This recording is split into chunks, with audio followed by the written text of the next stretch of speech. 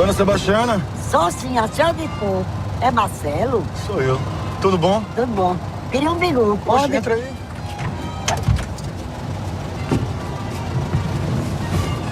Esse é Clóvis. Sabe aí, menino? Esteve? Opa, tudo bom, bicho? Tudo. Tudo bom? Tá seguro aí? Tô sim, pode ir. Simbora.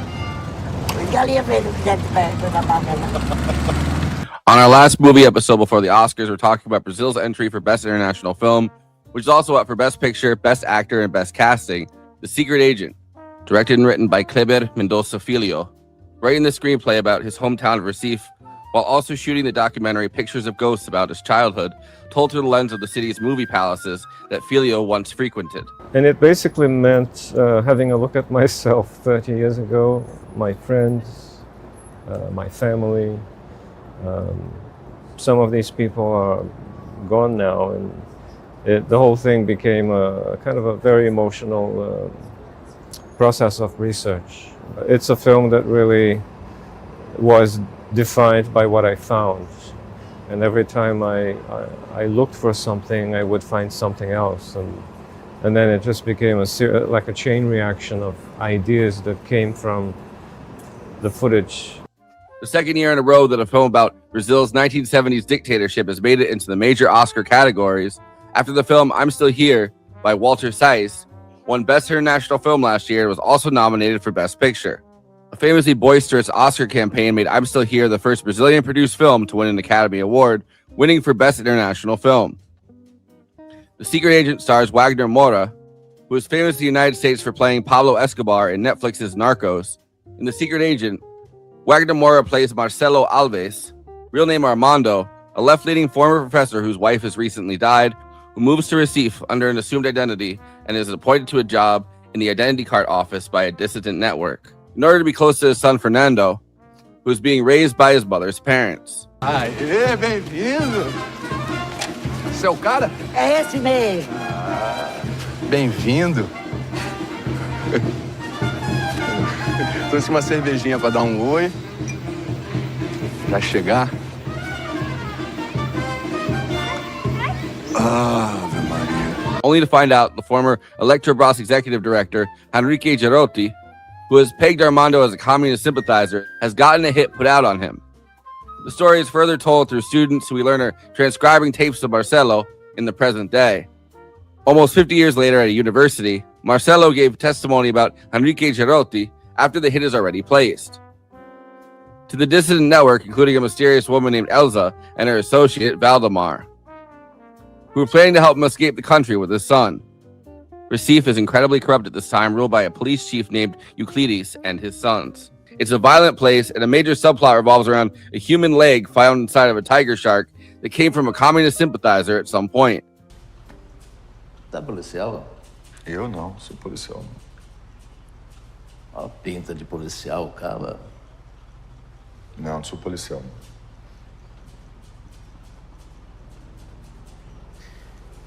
Euclides Oliveira Cavalcante, as suas ordens.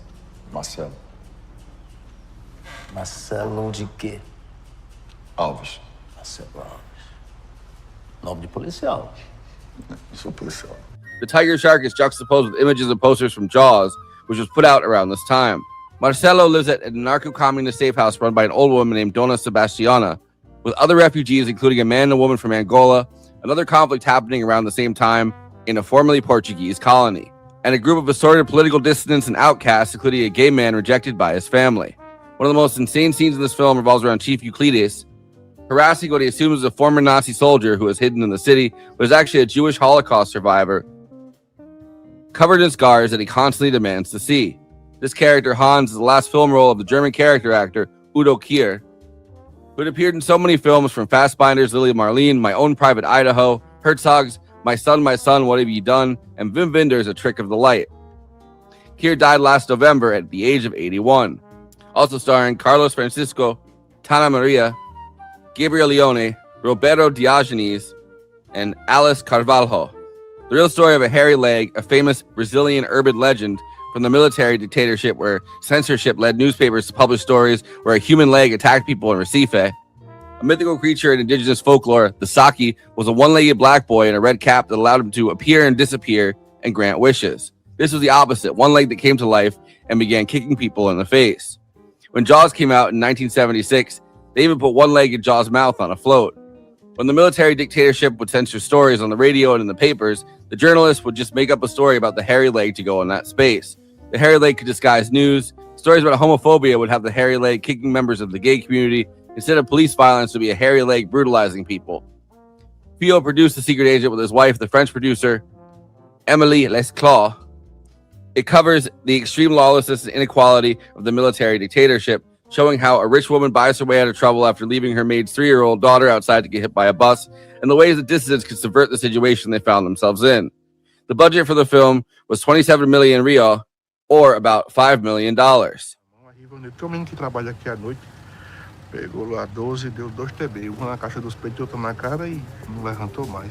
Before I introduce the panel, please like this video and subscribe to the Movie Night Extravaganza YouTube channel. Then hit that bell to get notified whenever we're streaming. Super chats are now open. If you have any pressing questions, send us a super chat, which helps me maintain the expenses for the show, in which I am obligated by the rules of the Geneva Convention to stop everything and ask the panel. Another way to help us out is to become a patron and give us money every month. In exchange, you get access to all of our after parties, bonus content, and we'll tell you even more movies we watched recently. Patreon.com/Movie Night Extra. We have a Movie Night Extravaganza Discord. There's an invite link in the episode description, and we have a Letterboxd HQ account. So those are 2 more places to follow along with us.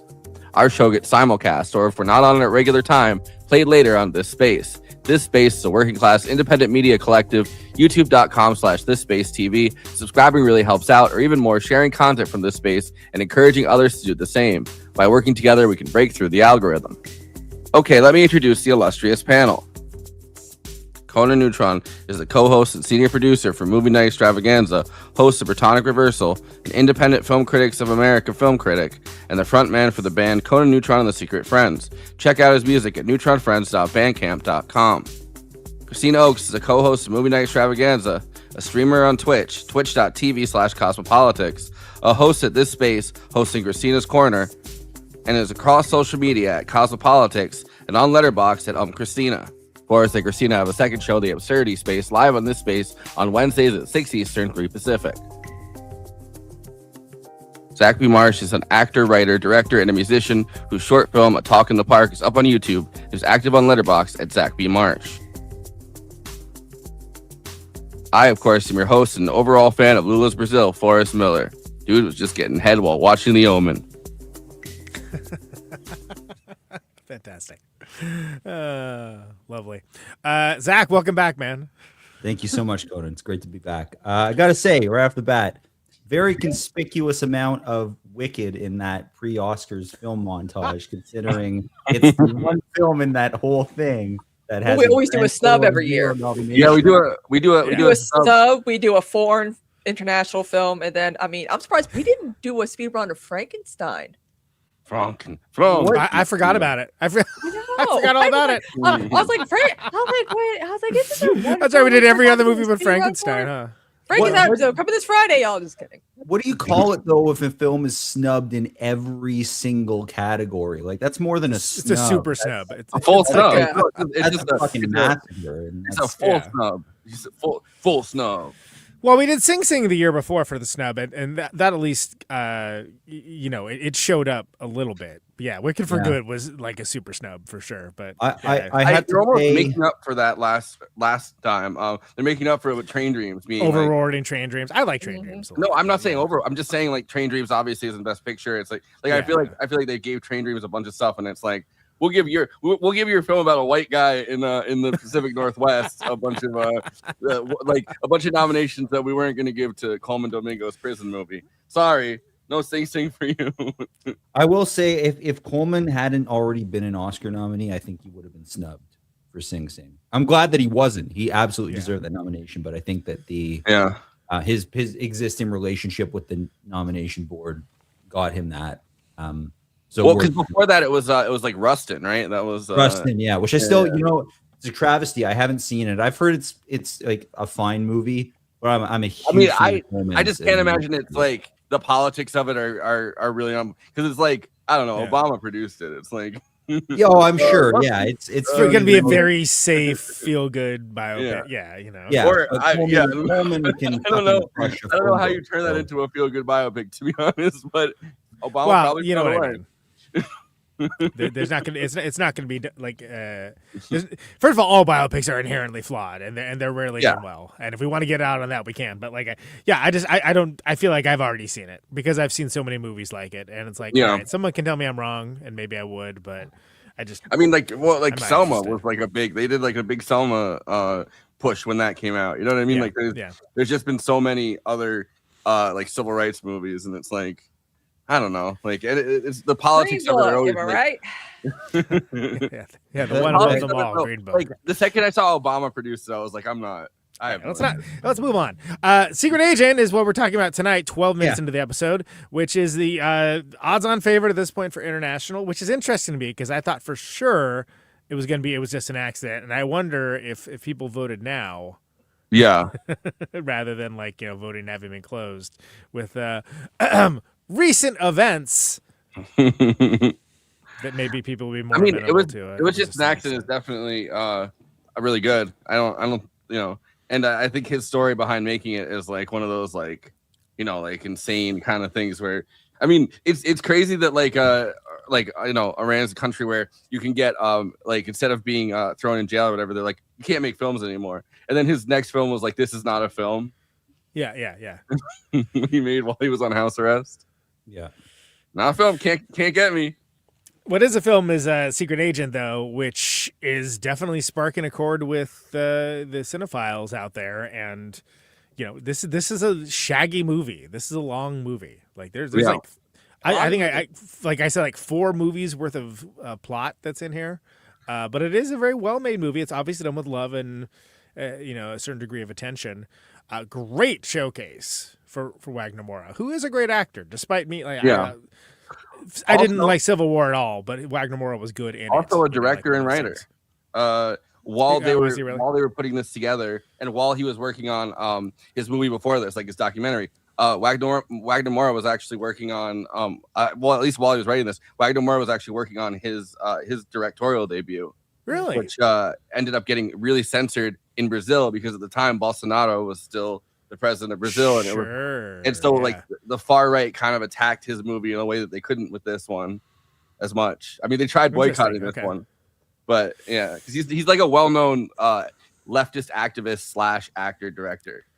Yeah, which is hilarious because most people in America know him from Narcos, where it's like talking about Narcos and Civil War. It's like that guy.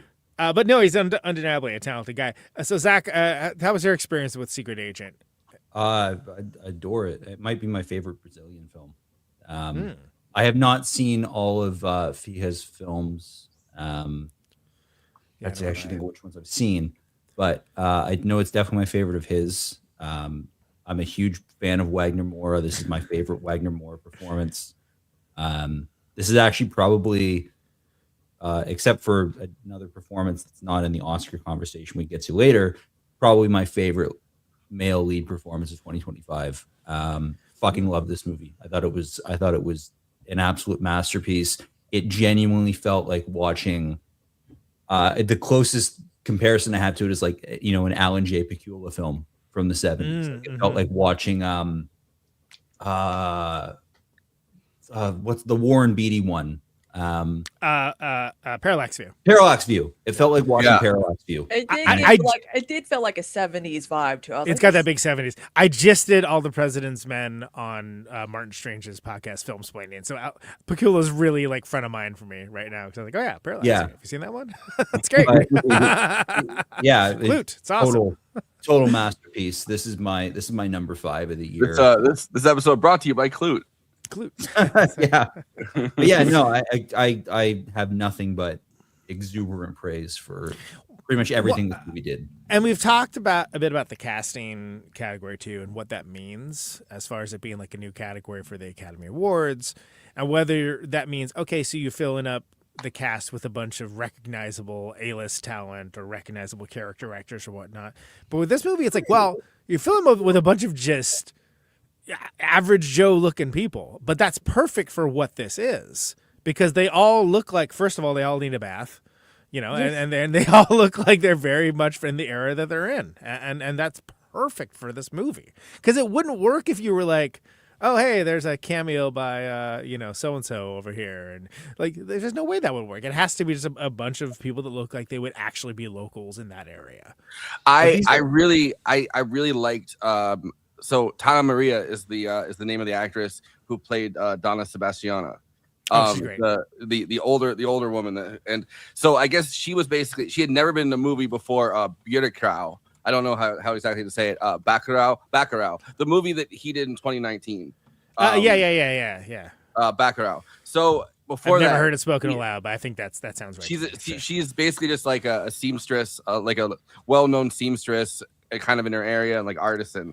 And he found her and was like, in her 70s, was like, I want to make this woman a star. Oh, like a June Squibb situation, kind of late in life. She's been basically the face of this movie in particular, the rollout campaign. So I've been getting heavy the secret agent stuff, like advertising now because I looked at too many clips from it on Instagram. So they have an entire Burger King campaign where it's just her sitting there eating Burger King, wearing a Burger King crown. I was gonna ask if you knew that she was in a Burger King commercial. Yeah, I'm just get that paper. You know? Yeah. Go on, Queen. Go on. And then they have her Oscar campaign where they put her both into first they put her into Weapons, and they have her playing the Amy Madigan Aunt Gladys role from Weapons, and they dressed her up as Aunt Gladys, and then they put her into Sinners, and they dubbed over Michael B. Jordan, but she's coming in as one of the vampires. And she's talking about like she's advertising the Oscars or whatever, and then they have a guy playing Michael B. Jordan, and he's like, "Oh, blah blah blah blah blah," and she's like, "Oh, look at this!" Like, she's like, they're going back and forth. Yeah. That rules. I love that. Well, because first of all, she's great, right? She's got a lot of presence. You kind of want to almost see a spin-off of what's her story. Where's that movie? Can I say that too? Like, I mean, like, because he gives little like glimpses into her personality and history throughout the movie, and you're like, who is this lady? She's awesome. She's done all this crazy stuff. I love the line where she goes, because I think this is what you're referring to or thinking of too, where she goes, I was in Italy. I was trapped in Italy during, the entire war period. I've done 3 things that I'm never going to tell anybody about. And I've done one thing that I regret that I'll never talk about. And she's like, and then I finally got a ride home. And it's like, what? What? You're just dropping all this? The other line where she goes, I was an anarchist and then a communist, or vice versa. I can't remember. Great. I mean, if you would have asked me without me knowing, I would be like, she's been acting her entire life. She's the biggest actress in Brazil. Everyone knows who she is down there. She was, well, I think that goes for a bunch of the cast, right? I mean, a bunch of these actors were like new to me, but I think most, if not all, the casts are big in Brazil. I think. Right. Yeah. The 2 guys that play the hitmen, the super fucking incompetent worst hitmen of all time. Yeah. Who don't even do their own fucking jobs. I think those are both 2 pretty like big actors down there. Yeah. A lot of them are like big in like Brazilian TV is what I've noticed. Like telenovelas and stuff, maybe. Yeah. Although Gabriel Leone, the young assassin, the young hitman, that's the one that that gets plugged in the end because he called the guy an animal, which is like, dude, like the second he was like, you're going around here like some animal, and it's like, all right, you're gonna be racist to the guy that you're hiring, that you're giving a gun and hiring. Like the second I saw it, I was like, that's a fucking red flag. It reminds me of Jackie Jr. from The Sopranos, where it's like, oh, this guy's gonna get got by the end of this season. Yeah, but he was in Ferrari, the Michael Mann. That's Ferrari. right. Yeah. I knew that I had seen him in something recently, and he's got that like leering kind of young gun kind of face, where it's like, He's the guy. He's the driver in Ferrari who dies in the horrible crash at the end, right?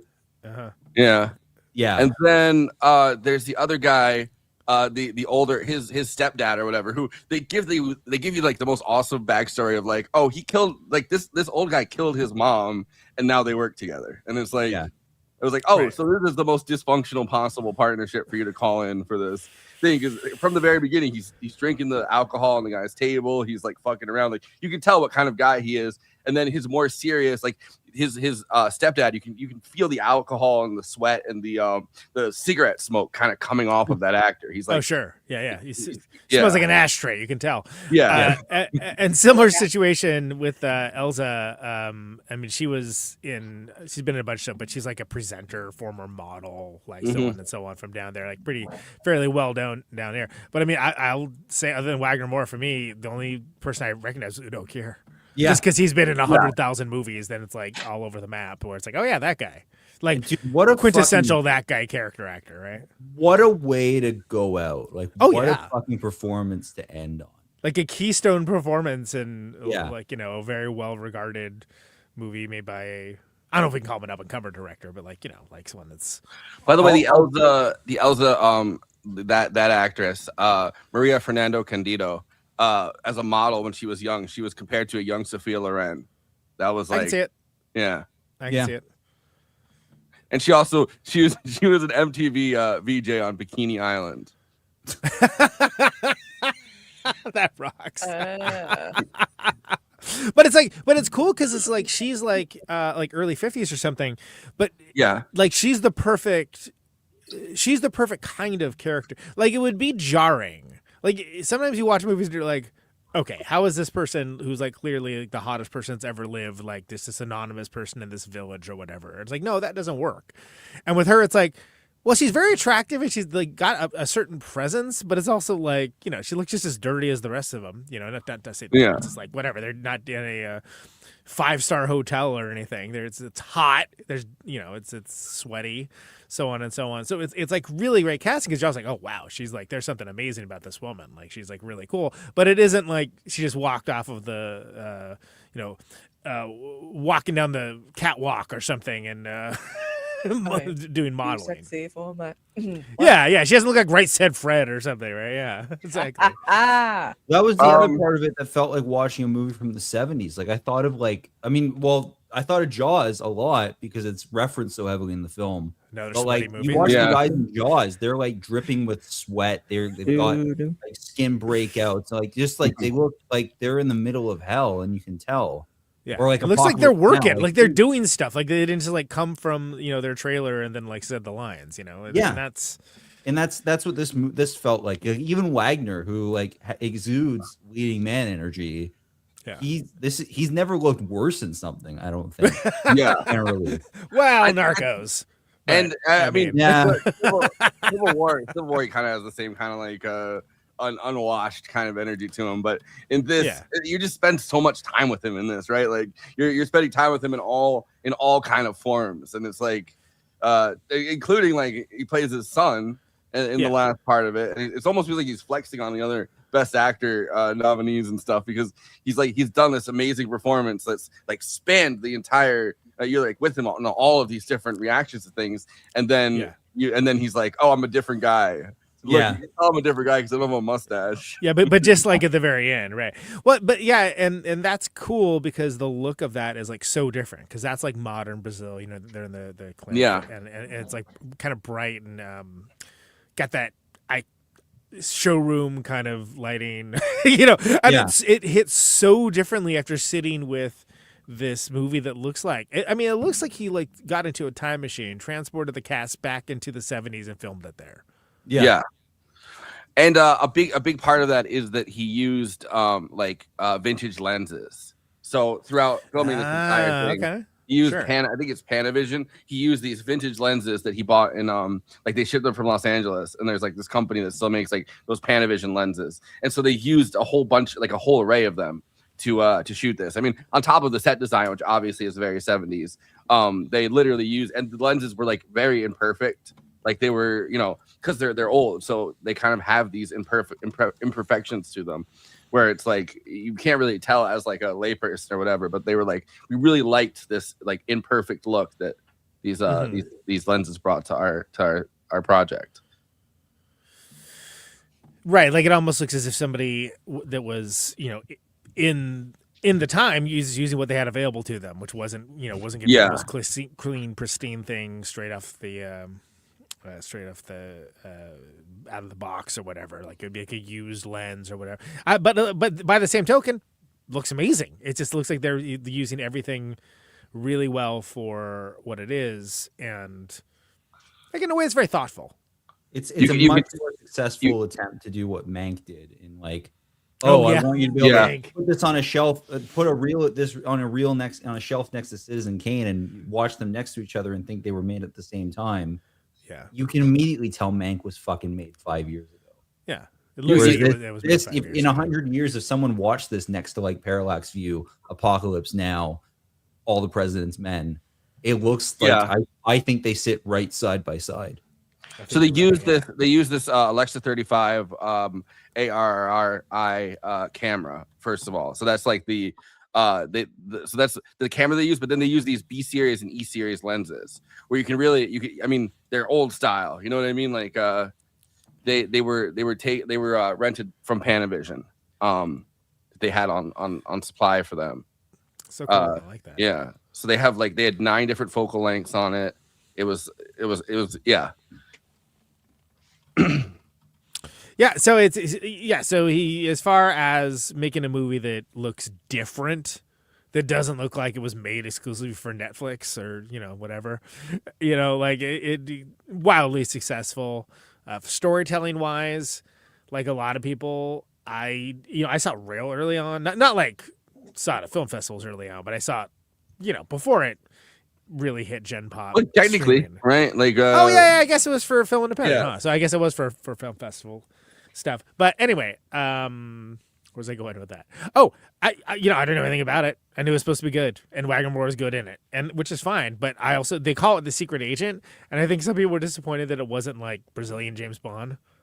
Yeah, it's like, well, that's your expectations. You know, you came in expecting that. Like, but Brazilian James Bond, at least at this time, right, would have had like a fascist guy that would have to be walking around with like a hand cannon, fucking blasting people away because at this point it's a military dictatorship. So it's like you either get to be kind of a resistance guy, which I like that this takes resistance to like the town level, the individual level, and it's so pointless. Like he gets in the way of the Electrobras Executive Director, which probably a lot of people, they didn't even get in the way of someone that high up. You know what I mean? Like he got in the way of the Executive Director of Electrobras, like the now privatized state-owned electrical company. But he gets in his way, and then the guy's just like, oh, I don't like him, so I'm gonna say he's a communist, and then they're gonna come for him. Yeah. And it's like these stories from the dictatorship. It's like when we talk to a lot of people in Afghanistan, and we're like, oh, where are the terrorists? So they're like, oh, the terrorist is the guy that wronged me that I don't like, and they would direct you. Right, as a cudgel to silence dissent. Sure. Well, yeah, and that's, but also, what a great title, like The Secret Agent. Oh, wow, that's cool, or El Agent Secreto, as they call it. Which they had, I haven't been able to track down this movie, but there was like a movie that was like The Secret Agent on the poster behind them that was like coming next year. Well, but that's, and it works because it does play with your expectations, and that's something that, I definitely appreciated, even like, again, I think there's plot for 4 movies here, but that's fine. Like that's the vibe. I'm if the filmmaker has a vision and is going to articulate the vision and give a reason for it, I'm all for it. If it's he's such a cinephile too. Right, and you can tell like, there's a you lot know, of love in like there. like he has, I mean, throughout the movie, right? Like a big plot point is that the Omen is playing, and you see the person getting dragged out of the Omen because they were so scared by it that they like freaked out, and then the stepfather, or not stepfather, the father-in-law that he's going to see, who works at the movie palace, which is what they call these giant buildings at the time, these movie palaces. And so he works at one of them, which they refurbished a bunch of them for his previous work that he was doing, kind of renovating these movie palaces. And he's like, oh, that happens all the time. And then he looks out and he sees somebody getting ahead while watching The Omen. And he's like, oh, yeah, that happens all the time, too. And it's like, it's like a day in the life of this guy that happens to, like, he works at one of these large booths. He's like, what do you want me to do? Like, I can't, you know. Also, man, that reminds me, like, too, like, every single character that has, like, a name in this movie is like, a fully fleshed out 3-dimensional person. Like they don't no one gets shoved by the wayside. Lackey number one, you know.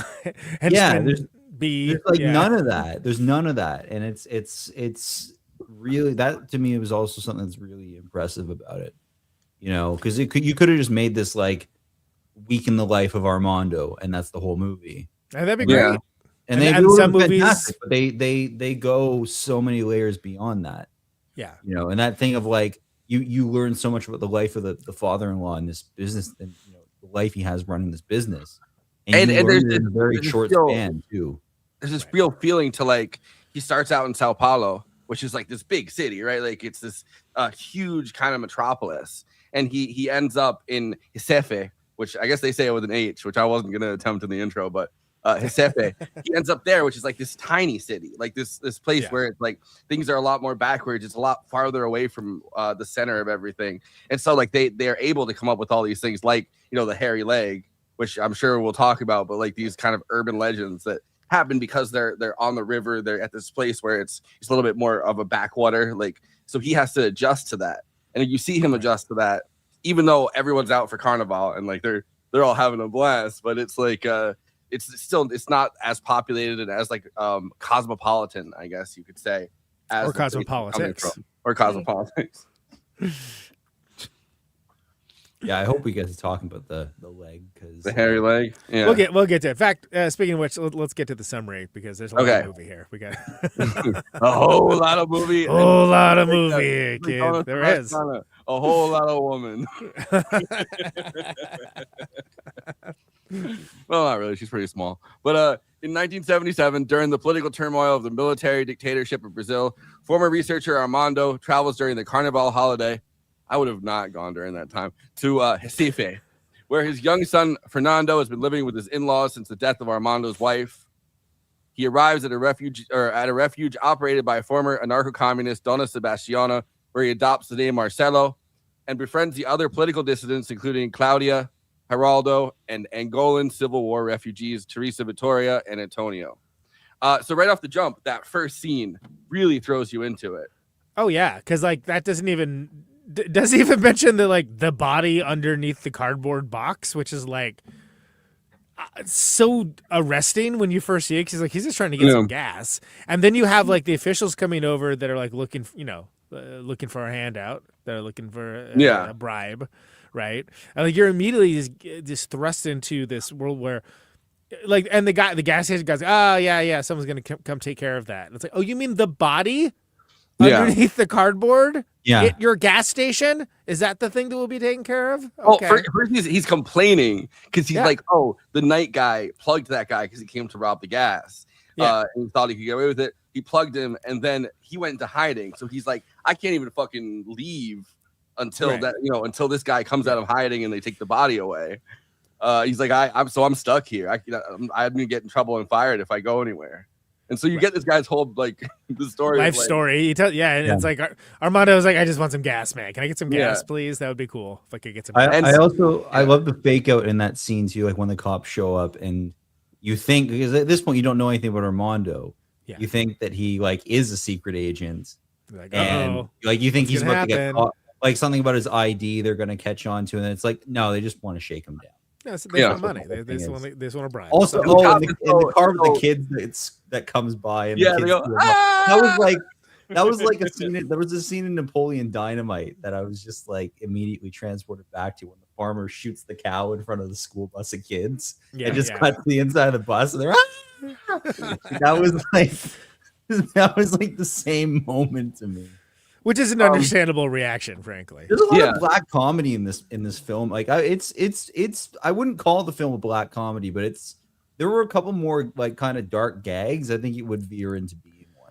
Well, there's something I think very Orwellian about it, where it's like, everything is kind of done in newspeak, where it's like, and like they lean into like the logic of dictatorship, because the entire thing is illogical. Like trying to keep a place as big as Brazil under lock and key like this is an illogical prospect. There's so many moving parts, even in this tiny little backwater city. There's so many moving parts. It's like keeping it kind of under control is like already hard, which is why the corruption comes in, because people are like, we're just gonna try to get as much money as we can out of people. But there's the other fake out where you think the cops are coming to take the body away, and then they're like, oh no, we just want to see if you have anything in your car. We're just trying to get something for free. That's all we're looking for. And he gives them the cigarettes too, which is the funny. Right, yeah, which is just, hey, it works, so then we end up with Donna Sebastiana, and we get to see like the whole crew, the other thing I wanted to touch on in this is there's this almost jump scare kind of moment where he's driving into Recife, and you see the guy dressed in the carnival clothes, but he's like the monster, and he runs up to his car, he's like, he's like, he's just keeping his eyes straight ahead, like don't look, just don't shtick non-engagement, just absolute, just nope. Meanwhile, corrupt civil police chief Euclides and his son Sergio and Arlindo are called in during the holiday to investigate a severed human leg that has been found inside of a captured shark. So I forgot about this part of the movie, and I had sushi, and I was so excited to eat the sushi, and then I look over it, and there's the leg inside of the shark. And I was like, there it is.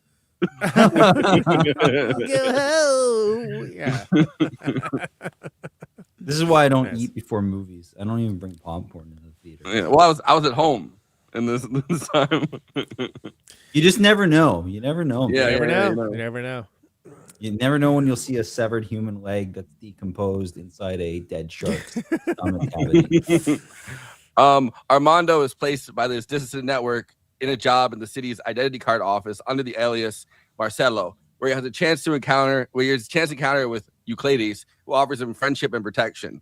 And probably one of the creepiest scenes in the movie. This guy, I mean, he is such a great fucking character actor. Yeah, the guy that plays Euclides, and he's like he looks like this very eager like bullfrog almost. Yeah, he's looking at him, he's looking him up and down. He's like, "You sure you're not a cop?" Which already, you're the cop. Like, yeah. And he's like, "What's your name?" And he's like, "Marcelo Alves." That's a cop's name, and he's like, "I'm not a cop." No, it's another situation where you're like, "Why is this guy messing with him?" And it's like, oh, this is just like a guy that likes to mess with people. That's like, there's no greater agenda behind it other than the fact that he likes messing with people. It's like, oh, okay. Yeah. So this takes us to Armando is visibly annoyed by Euclides' arrogant behavior, which includes harassing Hans, a Jewish Holocaust survivor who mistakenly is assumed to be a Nazi fugitive. Oh, man. Like, It's what a scene. Which, of course, R.I.P. Udo. If you wanted a guy to look like a Nazi but probably not be, that was your guy for like, I don't know, 60 years. Yeah, absolutely. And what a great performance that is too, of and just like kind of like the lack of shame for not, oh, all right, well, whatever. And it's like, what do you mean whatever? Like, they're like not very nonplussed about getting it wrong. Well, to Zach's point, right, that everybody in this is a fully fleshed out character. Yeah. You get one of the sons saying like, "Dad," because the two police. There's a white police officer and a black police officer. They both call Euclides dad, and I think one's supposed to be a family friend and one's supposed to be his actual son. But the one guy is like, "Dad, I don't think he wants to do this," because he's not going, "Show me the bullet holes in your leg. Show me the bullet holes in your leg." And he's trying to force this guy to make him look at these scars, which you pretty quickly realize are like his scars from surviving the Holocaust. They're not these are not Nazis. Like they believe that they're Nazi scars that Nazis got while fighting from a machine gun, and you realize like no, this guy's scarred all over his body from the horrifying shit that happened to him in the Holocaust. And the one son is saying like is with Armando saying like, please, like, Dad, I don't think he wants to do this. And the other son's like, no, like he needs to show us his legs. Like, yeah. Just keeps pushing and pushing and pushing. No, it's rough. Like it's rough in a way that you get an understanding that this is maybe not outside the normal series of events that happens in this place, right? Like this is like, oh, this is kind of how these guys roll. This is just. They're not like some all-knowing, all-seeing, very knowledgeable individuals. There's kind of some guys that have power and are low-grade bullies.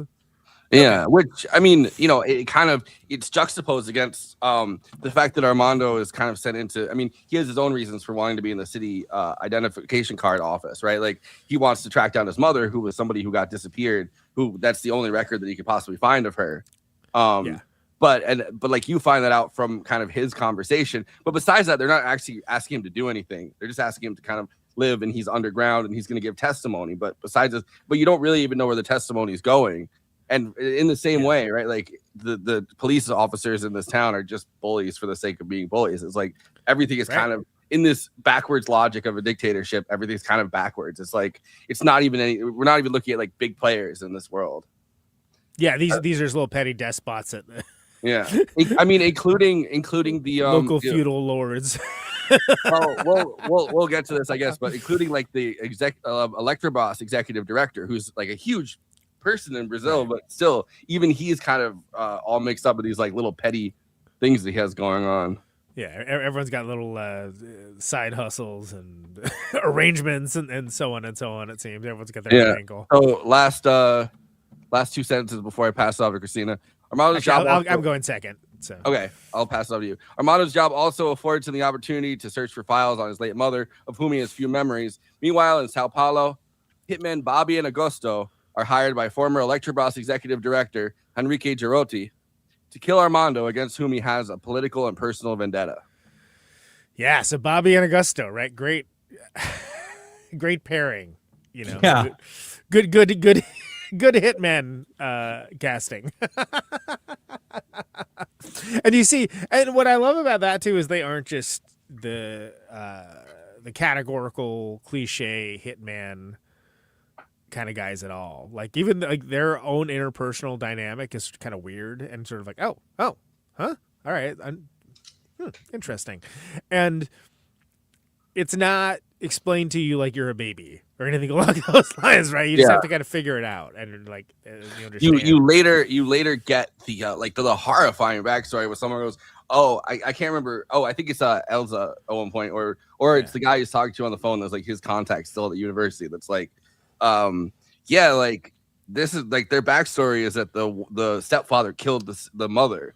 And now they work together, and it's not even explained past that. And it's like, and there's on to the next thing. It's like, oh, okay, because when you think about it, right, it could be that this kid wanted a stepfather to kill the mother for some reason, and the stepfather did it, and now he's indebted to him. Or it could be just that the mother disappeared, and he doesn't know what happens, and now he's scared of the guy. So there's like two very distinct different the things way that would work. Yeah. So totally, and I think that all works. And again, I think a lesser movie would sort of fail in the characterization of such a large cast and like getting those elements out without seeming like it was just like, oh my god, I don't need everyone's life story. Like, what is this? but I think it works.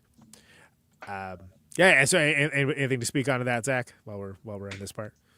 Just that they're the two most fucking incompetent shitwit hitmen, I think maybe in movie history. Yeah. These guys are like, they're genuinely fucking idiots. Well, because the first thing that they do is they outsource it. Yeah. They want to do the work themselves. I think. Well, they you don't find out much about it, but they hit their introduced doing. They do that one themselves. Yeah. So you think, that's also, again, nice little fake out is like, oh, and then they have the whole thing of like tying the stones them and toss them into the like the one in the back of the car in the beginning is an old woman, or at least that's what he says, because he keeps saying, what did she do? That's the other thing too. It's yeah. like it's an old woman and not like, you know, whatever, like a middle-aged man, like, you know, like Yeah. Armando, right? So that's again kind of warning signs. But yeah, they're fucking incompetent and they outsource their jobs. And the only way that which is they manage amazing. to kill her is that they wrap her up in a she's wrapped up in a rug so she can't even get away, and then they plug her inside of the rug, and it's like Yeah. and then they just throw her off the thing, and it's like that's a huge warning sign already. You're like, oh, who they can really track down and get is like an old woman that, you know, didn't expect it. Yeah. By the way, the only one I would say is in the same echelon for just bad hitmen is Ned Beatty and Mikey and Nikki, who's really incompetent. Yeah. Oh, God, yeah. Hilariously so. He's a moron and he's lazy because like Yeah. fuck, But we could make like a letterbox Mikey list gives of him bad hitmen, you know, like both these movies would be on there. But Mikey gives him his location, their location, like 8 times. And he still can't make it happen. It's like, wow. and he keeps Nikki with him at these places for like hours, and great. Ned Beatty can't get there fast enough. Such a that's a like Dollar General hitman, yeah. All right. Armando meets Elza, the leader of a political resistance movement in the Brazilian Northeast, at the Cinema São Luís, where his father-in-law, Sir Alexander, works as a projectionist. Cool location. This is clearly a scene set for somebody that loves movies, right? And like we mentioned, like certain aspects of this like being like pulled from his own youth and own history. You can very tell that this is at least placement wise coming very much from the kind of theater that he had just gone to he just made pictures of ghosts in Recife, which was looking at these large movie palaces. That's kind of what he was looking at, the frame of his youth through his history in these large movie theaters. Yeah, all that works. That's great. Kind of blasted past it. The introduction, Elza, great. That actress is awesome. Like I said, she's very striking, but in a way that's not distracting to the picture, where it just seems like to get like dropped in from a helicopter from a different set. Yeah. So respect to Maria Fernanda Candido on that. She's awesome. Again, wasn't familiar with her before. She's been in a bunch of stuff though. You know, it was a presenter, model, so on and so on. On Bikini Island.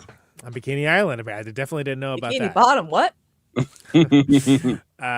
But she's her character is great. Like that's a great subplot because you definitely have a are they gonna get together kind of vibe that's happening, you know, almost from the jump.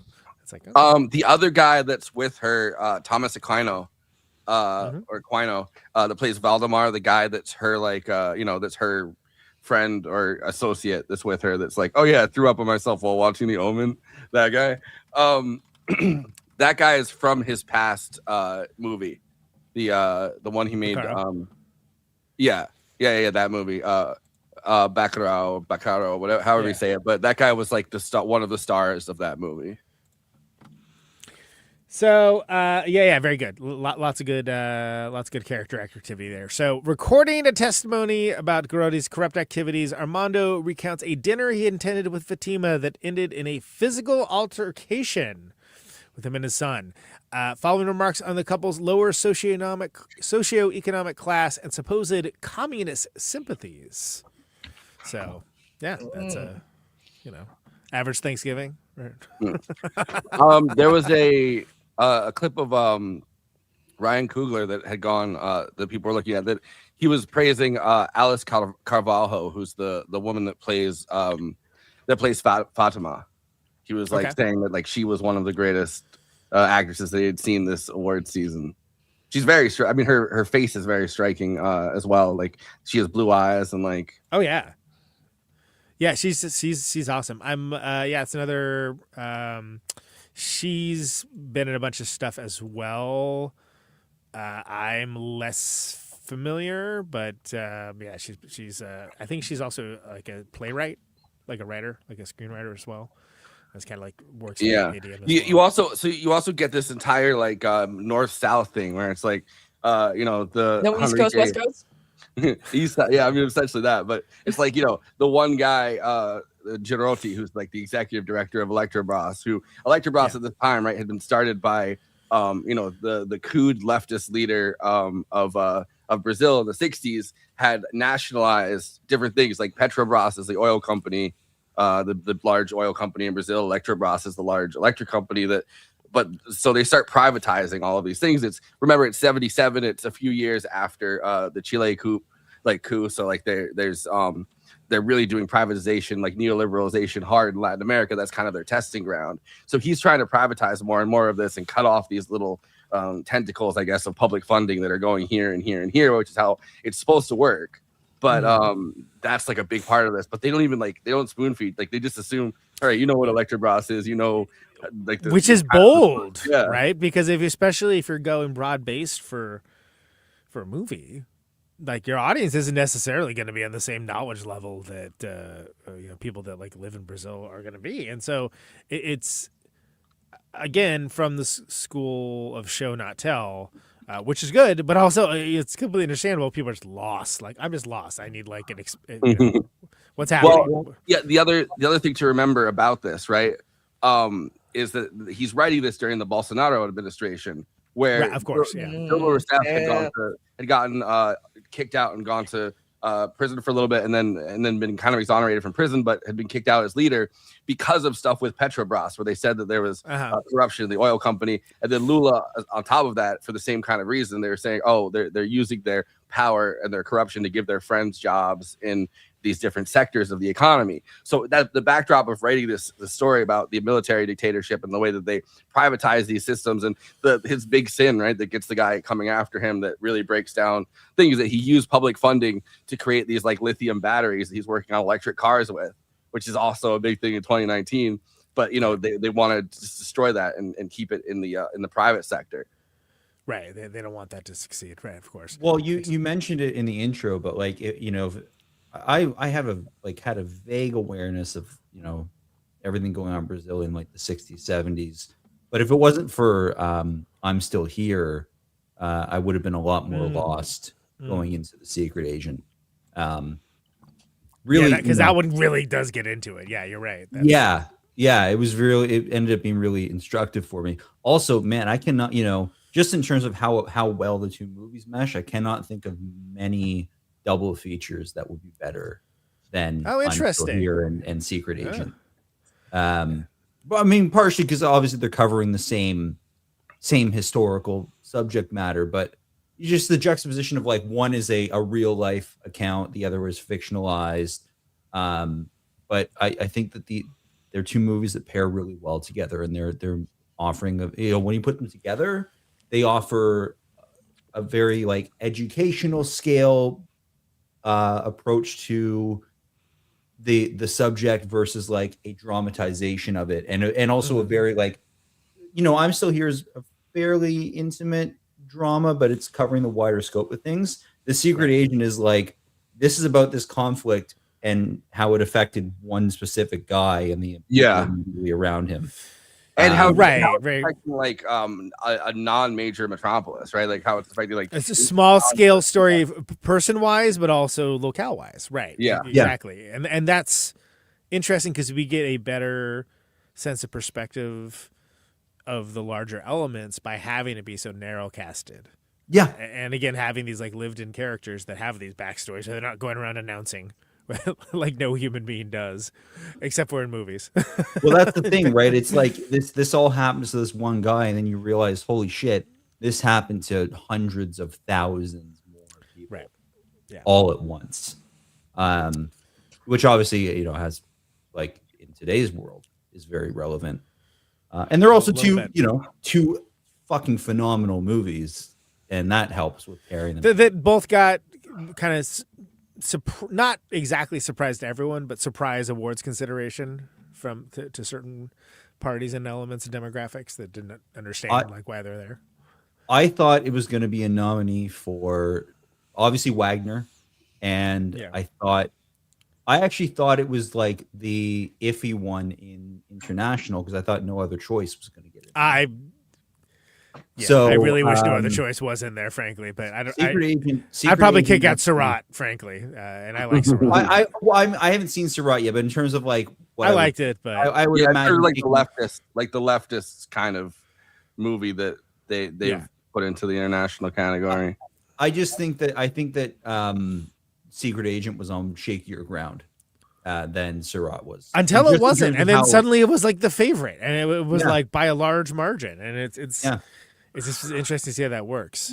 By the We'll way, get into that. just as a when so we like know about the sizes of locales that we're kind of talking about.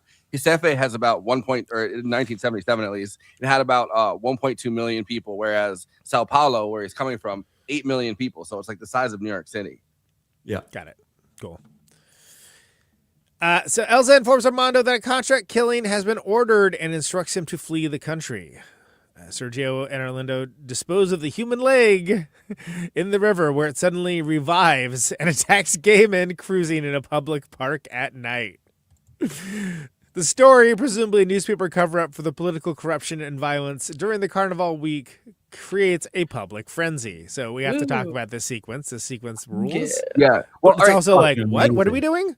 So What's happening? before that, like going, I guess, a little bit slowly into this. If you I mean, remember- yes, I'm just reading this synopsis, man. I know it No, I skipped know. like 20 Chief- minutes of movie. Chief Euclides says he's placing bets, which Yeah. you know now like everyone does online over fucking how many people are going to die here or there. But he says Right. if you're placing bets, 100 people are going to die during Carnival week, and later at this point it says 91 dead during Carnival week. So it's like, you know, I guess they didn't hit their quota of dead bodies, but But yeah, the human leg. I found a clip of Democracy Now, where they're discussing like the backstory for the hairy leg, which I thought was Crumbled out of being completely rotten. 1985 is when we began to think about general elections, democratic elections. And it was a violent period. It had support by the US at the time, because of course it was a division between East and West. I think the US and many in Brazil feared that Brazil would fall into the hands of communism. So that's one of the reasons that the coup d'etat took place in 1964. And anyone who questioned or just disagreed with what was going on was either persecuted or tortured or went into exile. And the film takes place in 77, which is towards the end of the decadence of that military regime, but where the democratic forces, they were still very much intimidated. And that's exactly what they tried to bring back in 2017 with the democratic election of Jair Bolsonaro. Introduce us to the hairy leg. The hairy leg is a wonderful urban legend. And the urban legend of the hairy leg was developed by two journalists. One of them called Raimundo Carreiro. He worked in a newspaper in Recife, Diário de Pernambuco, which is featured in the film. And he came up with the hairy leg as a way, a deterrent to deal with censorship. He could not write about what actually happened involving the security forces, the police, the military police, because they were very violent against the people.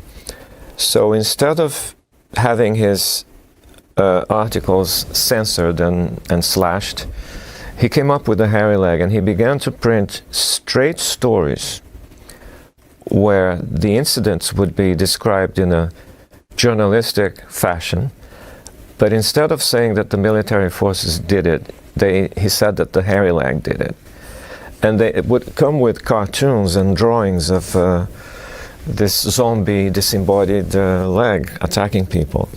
And it became a cultural and popular phenomenon because, of course, the radio picked it up and did radio plays with the hairy leg. And little kids, I remember as a little kid in the 70s being terrified of the hairy leg. And And I think it's a fascinating development of a dictatorship. It reminded me a little bit of how the Czech press had to deal with the Soviet invasion using the media, but not really being open about what they were, just using suggestion and for many years I wanted to use it in a film, and it finally happened. I think it's a great scene in the film which gets quite a lot of reactions, Let's go to the hairy leg in The Secret. So that's like somebody meeting someone in a parking garage in America, right? Where if you know Watergate and you know all the president's men. Okay, deep, bro. We know. Yeah. But like if you're not from here, you'd be like, what? Why? Huh? Like, what are they talking about? Whereas that I didn't know. He did cover up the mic. Yeah, you're right. He did also touch it a few times. Yeah. Let's cut him some slack. But I didn't know. I was like, why is there a severed? What has happened? Like, I was so flummoxed that I was like, all right, I gotta remember to look that up later because I'm sure that's like important for a reason. And then like I kind of got the context for it, but then I like looked up afterwards. I'm like, oh, okay, so I get it. So this is kind of like a meta contextual element of this that is also sort of showing the thing that it is, but also kind of showing this larger cultural idiom that we're not familiar with. But one of the stranger parts of it too is that there's this story of like the Saki, which is this black boy who rises from the river wearing a red cap, and he's able, but he's missing a leg, and he's able to grant wishes, and he's able to appear, grant wishes, and then disappear again. And then they have the story of the hairy, like the severed leg, and like I was trying to connect whether that's like supposed to be his leg. I guess not, but it's like they had on the same Wikipedia page. It was like, well, there was this black boy that had no leg, but then they have a leg. Yeah, absolutely. But it's like one of the big things, right? When you're one of those petty despots, it's like one of the things is like the gay community. Yeah. It's like one of the easiest to go after because it's a small community and it's a very Catholic nation. So you're able to crack heads. So it makes a lot of sense. And people will be on your side that politically they may not agree with it, but from the social perspective, because of the church, they'll like make an allowance for, or at least not stand in the way of it, which is, very interesting. It's interesting stuff. The sequence rules, by the way. The actual like leg like attacking dudes we're cruising in the park. I will just my summation of it is this movie without that sequence is a great film. This movie might even still be a 5-star for me without it, but it goes from like borderline 5-star to this is one of the greatest fucking movies ever made because of that sequence. I'd say you're a big fan, huh? Well, it's almost like, and then you're like, wow, you could just do a horror movie like this leg. Like I would totally watch it. It's pretty compelling. Yeah. Oh, one last thing also that I wanted to say. I later in that Democracy Now! Interview, Filho says that he didn't actually intend it this way, but he realized after the fact, and he went with it, that every single thing a newspaper tells you in the story is not true. Yeah. Oh, interesting. Oh, that's cool. So, and obviously you get at the very end the picture it's clearly or at least part of it is clearly the picture of the kid that got shot, and it's like it's like, oh, and you're supposed to think, oh, that's him dead. But it's not. It's the kid. So every single thing you learn from a newspaper is wrong or false in some way, or is not telling you misleading and this is again the 70s is the era where like that is where you got your news, right? Like it wasn't you weren't doom scrolling on your phone. You weren't looking at a blog or something. Like it was the newspaper. So if you had, which is why people were so excited in the 2010s, especially about the existence of social media, because they were like, we can do real-time information, but the problem is it's flooded with so much false stuff that like now you can't tell what's true and what's false. Yeah, which is a different problem than we had. But there was a nice moment briefly that moment hit Brazil particularly really hard. And there's the book by Vincent Bevins, If We Burn, covers this really well. Brazil in particular during the Bolsonaro period, like right before the Bolsonaro period, really is when kind of everyone was incredibly excited about this new technology, and they slowly realized during the course of all these protests that happened across Brazil, when they tried to raise the bus toll basically, and then Brazil exploded in protest because so many things had kind of been building up for like, you know, working people in Brazil. They realized after the fact that their protests had gotten taken over by these far right goons because online was like, oh, let's all meet here or let's all wear this thing, and like they had no way of centralizing the protest movement. Right, it's decentralized, and so anything that was reliant upon, you know, whether it was state-sponsored media or just, you know, selectively editing what gets out to people, there was a way around that. Look at Arab Spring. Yeah, right? Same situation. Yeah, and that's what this book connects the Brazilian protests and the Arab because it's the exact same thing, and something that we had a brief moment that we squandered completely, where we surrendered completely to the algorithm without any argument of any kind, and then immediately bowed to our corporate overlords. There was this crazy moment. I believe it was in Egypt in the Arab Spring, where after the protests had broken out in Brazil, they held up Brazilian flags in Egypt. And it was like a crazy moment. It was like, oh, wow, solidarity between these two protest movements. Yeah. That feels like it happened yesterday to me, by the way. Yeah. I understand that was like 15 years ago, but I was like, I remember when that happened. Yeah. Remember when that happened? That felt like yesterday. Oh, the Arab Spring. Where'd the bus go? It's lost. Anyway. It's springtime in the Levant.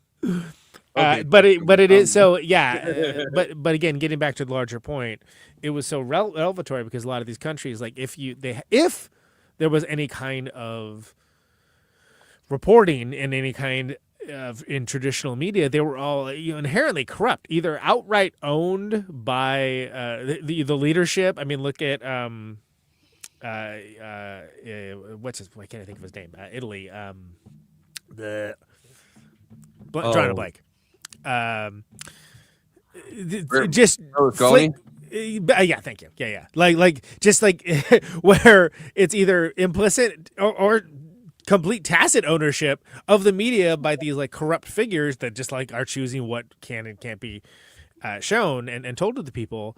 And of course we have the same thing, but it started with like news not being allowed to be a loss leader. News had to make money. Well, if news has to make money, then it's going to be about entertainment. You're going to stay away from certain hot button issues, so on and so on. These are larger constructs, but coming down to the promise of social media that was immediately squandered, as I mentioned, was were moments like this, and it's especially notable in places where there have been such a crackdown, a top-down crackdown on just reporting of what was happening. And we can and should yell about our own reporting and the inaccuracies and flat out ignoring of certain events and certain numbers and things along those lines. But it does at least get reported instead of just being, oh yeah, we're just not going to report that. And so that sea change is a good one that, again, we've not adjusted from since because of a number of reasons, all of which are depressing. But this is a great example of showing that kind of problem in the 70s, that one of the reasons a lot of people that not on this show that are, oh, how could the South American countries be that bad? It's like, well, because we were going in and like messing them up. We had like agents that would go in and like try to make these things happen, so we had them more softly complicit, so we could have their resources. It's not like it was an accident. And you see it with the psychopaths in the Iranian diaspora, where it's like in America you have a bunch of people that are like, please bomb our country.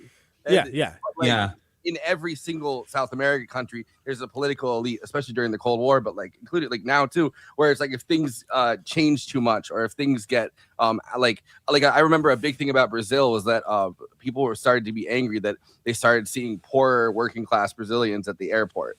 Like that was a big complaint that the Bolsonaristas or whatever jumped into. It was like, oh, like life's getting so good that the poor people are at the airport now. Like, we can't allow that. Yeah. So there's always like this. There's always this core group of elites that are perfectly fine with the U.S. coming in and messing with their country. It's like everybody else that gets fucked over by it.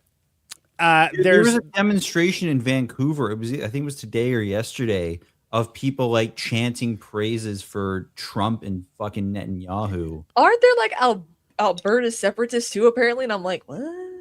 Well, no, but these were Persian people. praising fucking Netanyahu. Like how There's a lot of them in California too that are currently going crazy. I don't know how you can be. Notice though they call themselves Persian. They don't call themselves Iranian. They're like trying to do like a pre Iran movement for their country. Yeah, well, I mean, look at like, Cuba, right? There's a long history of this kind of stuff. Like it's there's nothing new under the sun. But anyway, and by the way, read Confessions of an Economic Hitman if you're interested in the kind of stuff that we're talking about here, because A, it's a great book, and B, like this is what it's all about. It's like this is like what the CIA was doing. This is like none of this is accidental. Sorry, continues to do. Yeah. Present tense. Great book, really depressing, will make you really mad. Okay, cool. Getting back to The Secret Agent, which is what we're talking about here. The hairy leg. A newspaper cover-up for the political corruption and violence in the Carnival week, causing a public frenzy. Augusto and Bobby hire a local impoverished gunman. Okay. It's true, but the phrase impoverished gunman? But hey, he stands Do you his want ground. your gunman impoverished? He stands his ground, though. Because they try to do the same thing that Girotti tries to lowball them. They say, yeah, it's true. Do this for 60,000 real. Yeah. And he says 40,000. Yeah. And then this guy, he's like, I'll do it for 400. And they say 200. And this, that's what you want. That's what you want. This guy that is capitalism for you, by the way. This guy stands his ground, and they're like, okay, 200 now, 200 later. But it's like they're already trying to lowball like the local guy working as a mechanic, and the guy, the Bobby insults him and says, "Oh, you're here like an animal." Right, because it's not about the money. It's the power. It's the power dynamic. Yeah, but yeah, the impoverished gunman Vilmar to find Armando. I couldn't get past impoverished gunman. I'm sorry. They really, they're really down on their local mom and pop hitman. Support your local hitman. Well, too many people are going to the big hitman. You know? Yeah, I mean? Don't go to the big box to get your hit. Don't have the CIA do it for you. Yeah. Don't go to these corporate big box assassins. Big box.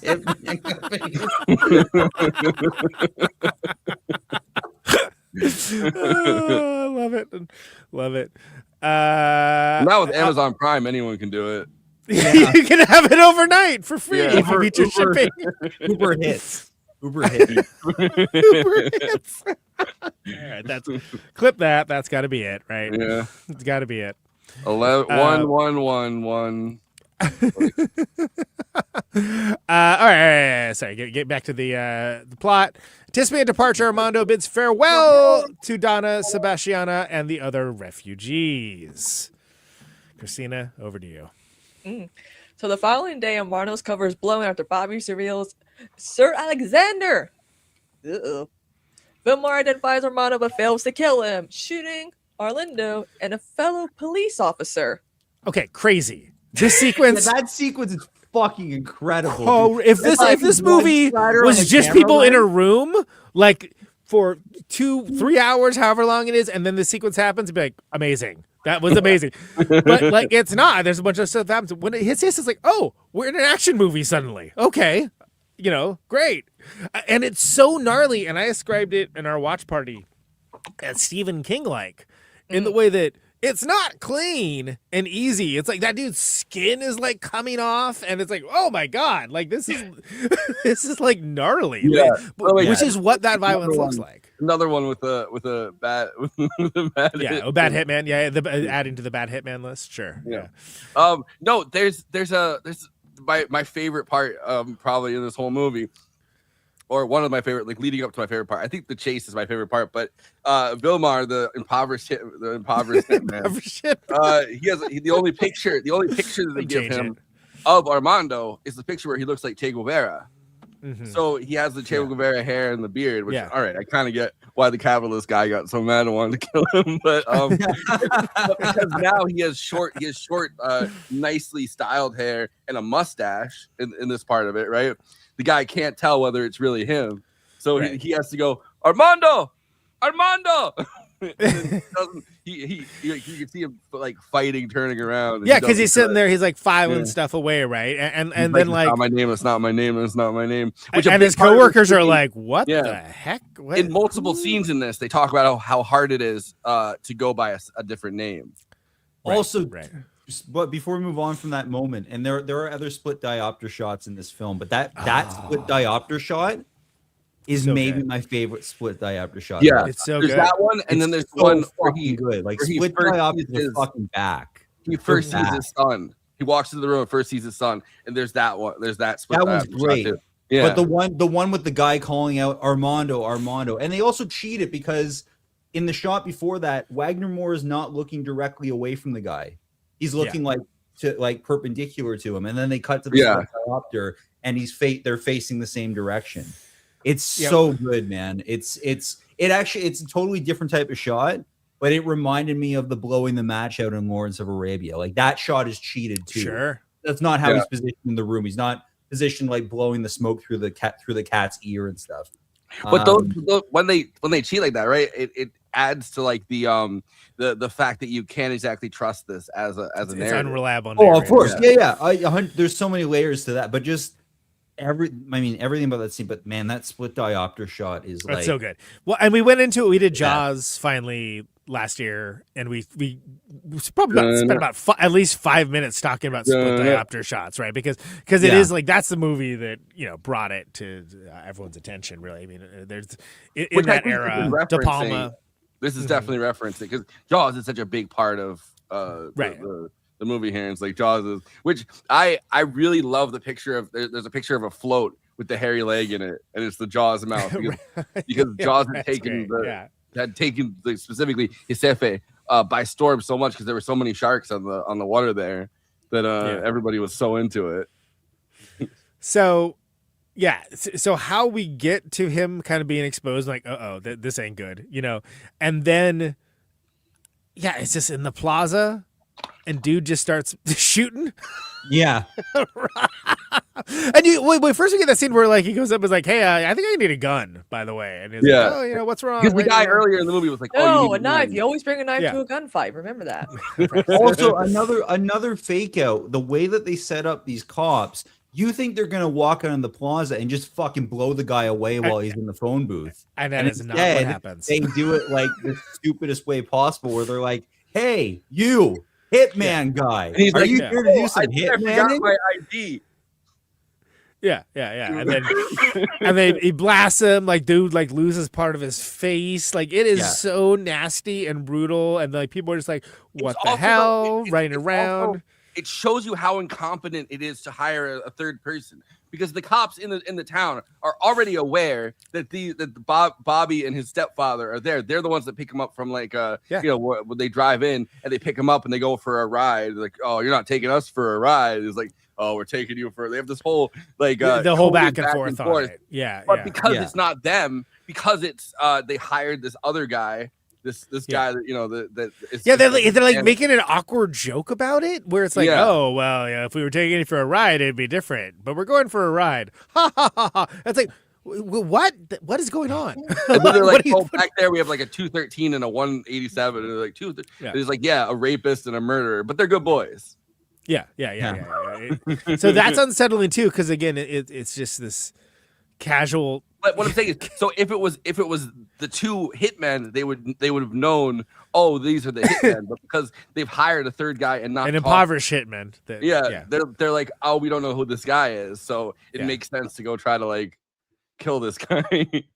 I don't know. It's just like the levels of incompetence where they're perfectly fine killing an old woman when she's in like a wrapped up in a rug, but because it takes like no effort. But when it's so then the shootout in the plaza, which is crazy, where it's just immediately and dude gets hit too, and like it's like, oh, okay, so that leads us. They're all incompetently pop, pop, pop, pop, and then the one guy gets like the skin on his face comes off, the other guy gets hit in the leg, and he's from there on trying to get away with his leg. The other guy gets hit like right between the eyes, like he manages to get the one shot off that really kills the guy instantly. Yeah, which is not even where we're at. So Kristina, you want to pick it up from there, the shooting Orlando and fellow police officer? So Bobby, watching from afar, chases after a bleeding Wilmar through Recife City Center and is later killed in a barber shop by Vilmar. By the way, amazing that this 2 sentences for this entire sequence. Where it's like, oh my god, man, there's so much that happens in this. Yeah, it's got to be at least 15 minutes of the movie. It's Which crazy how much stuff happens. I really like Or the like a song Scooby-Doo chase song, you know? The song choice is like it's from this really rare, well now it's on Spotify and Apple Music, so I don't know how rare it is, but the actual record of this album is like a famous Brazilian album from the 70s. And it's like like they have like this really cool thing that really like it just pumps you up so much, and it's like 3 of those going at the same time. It's like, and they're kind of going in and out of time with each other. Yeah, it's a great way to build tension where you're sure like, oh my god, everything about this is unsettling, and dude is like the entirety of the movie. It's not an action movie. Like it's very, for a lot of it, it's very subtle, and and then suddenly he's to like this climax. We got the impoverished hitman, going through like a restaurant and like bleeding and like sort of like trying to lose this guy, and it's crazy because so now we're given what we think we were going to have the entire movie for with the title.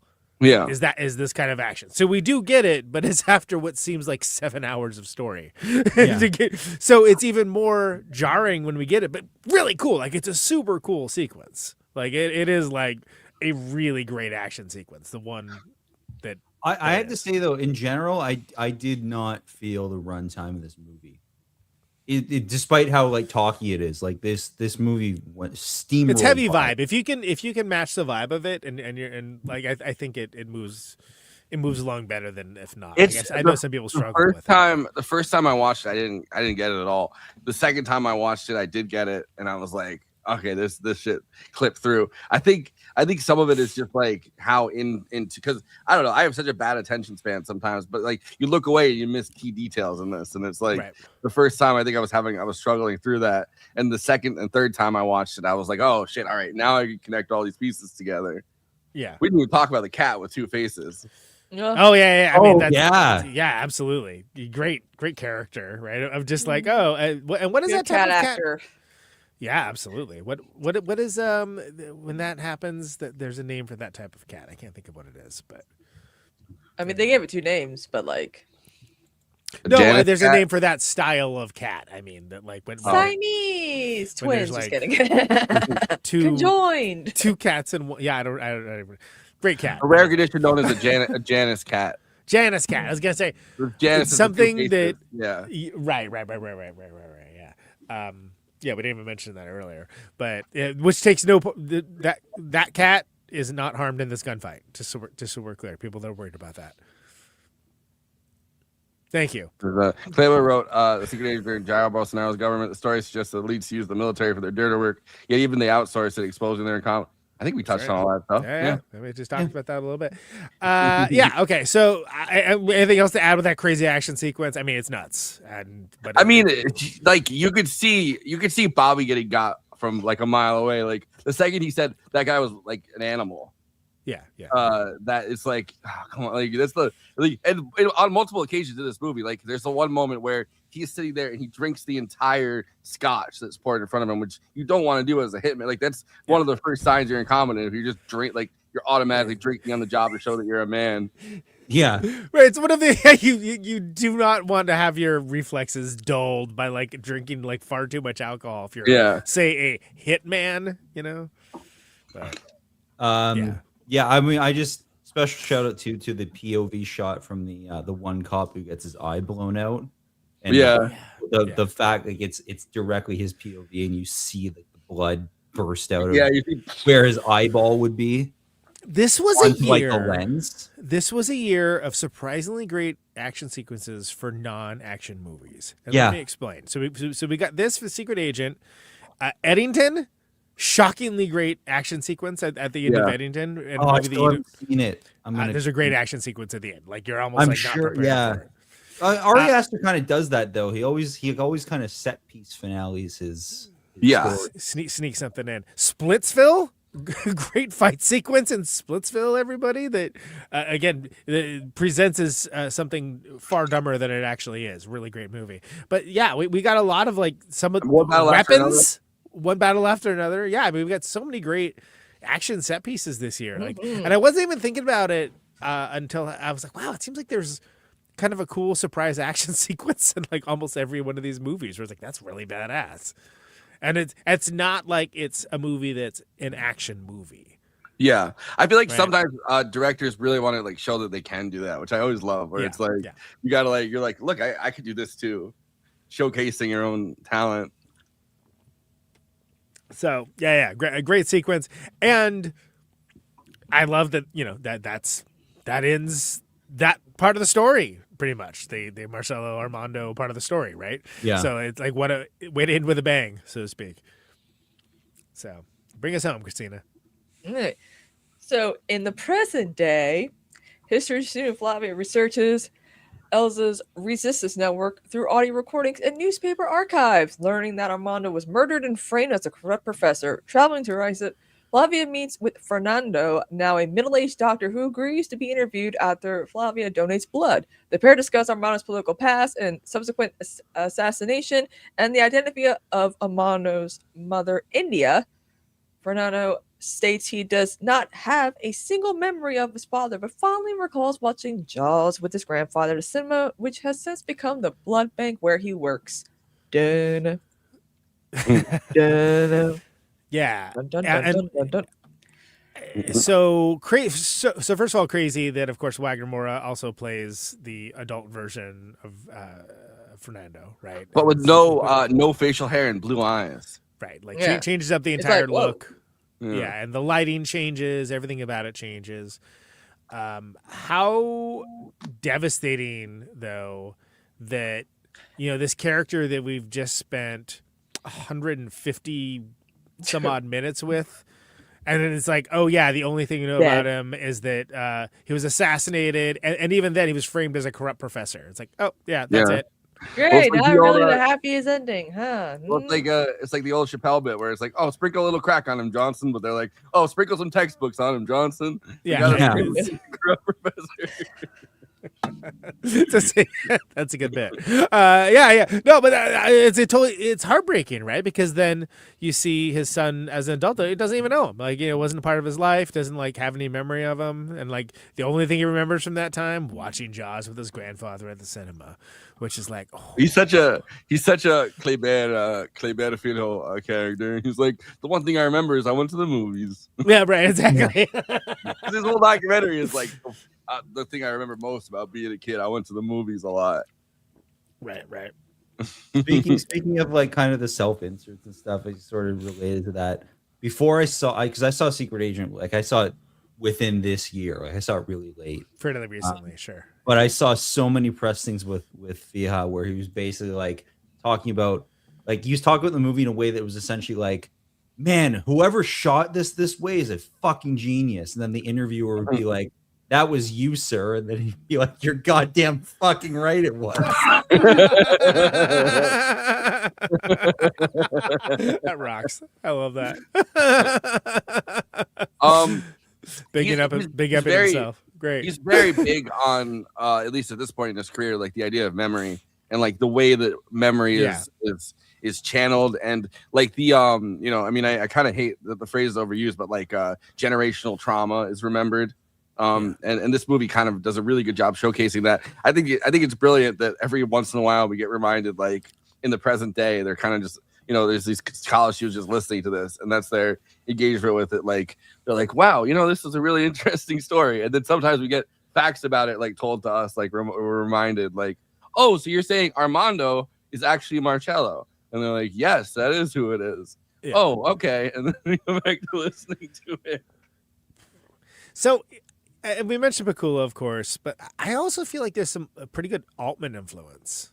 Especially with the ensemble, right? Yeah. I mean, yeah, which is cool because it's kind of deployed in a way that I think when people reference Altman, they kind of reference like one or two things that he does, but this is like Popeye.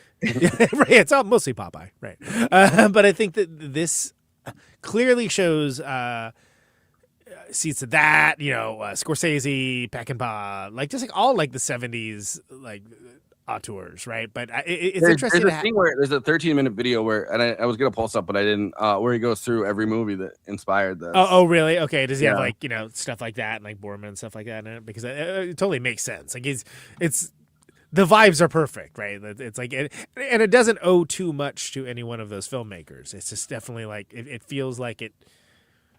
Again, other than the last little bit, it just feels like a movie that, they found this movie from the 70s from Brazil. Check it out. It's crazy. And you'd be like, yeah. And they're like, well, wait a second. How is there a scene that looks like it happened last week? What the hell? Yeah. But other than that, like it totally works, right? So way to, like, I think that, well, I imagine this is a movie that probably would get taught in film class, right? That, like, here's, if you're going to do like, not even like a neo-noir historical political thriller, but like just a era appropriate movie, like a movie very much grounded in an era that's informed of things from that era without being overtly referential to it. This would be a great one to pick out. Oh yeah, I'm looking at this list. He's got like Investigation of a Citizen Above Suspicion in here. He's got like Close Encounters, Point Blank. Yeah, that's all the stuff we're talking about. That's great. I actually think that it's funny because I see the Close Encounters influence in that Coda scene. 100%. The fact that 100%. he's become, he's Doc, but he's essentially become a scientist, and and then I forget the character's name, but like the journalist is using computers to communicate, essentially in a way communicate with the past that the film takes place, and that's all very very Close Encounters adjacent. There's also I feel like the climax kind of being in its own way anticlimactic.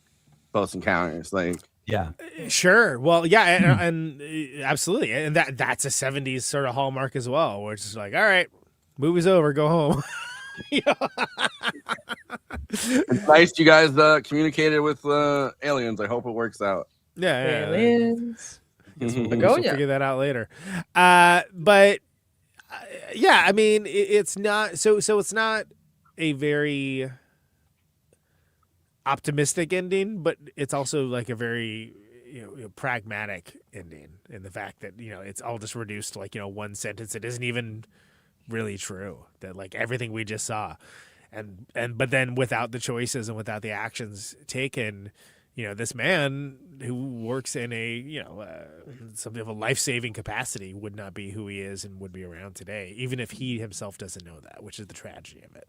Yeah, and I mean, how these stories are remembered, or if they're remembered at all, right? Like if they're remembered, yeah. And exactly. like I was listening to Wagner Moura talking about this. He was on the Daily Show with Jordan Klep. Nice. And he was talking to him about the fact that like they felt like Bolsonaro's Brazil was kind of proof that the memories of this hadn't stuck, and it's like history is cyclical, and they're back to a cycle at that point where they're kind of having the same values as the dictatorship. In this moment where it's like, oh, maybe we haven't learned anything, and maybe it's because these stories have not been cemented in the public imagination, remembered in the right way, that have saliency and relevancy to modern people. Well, and which is interesting because in a way, again, meta-contextual, like this is kind of a great entry into doing that, and questioning the concept of memory and those the sort of long tail ramifications of fascist government too. Yeah, and just like throughout time, like how that affects like just generations of people, because his mother was disappeared and he doesn't remember anything about his mother, and he has no real way to even, like, without that one form, he's not going to even remember his mother's alive, and then his kid doesn't remember either of the parents really at the end of it, and it's like there's 3 generations kind of gone by that point. Cheery.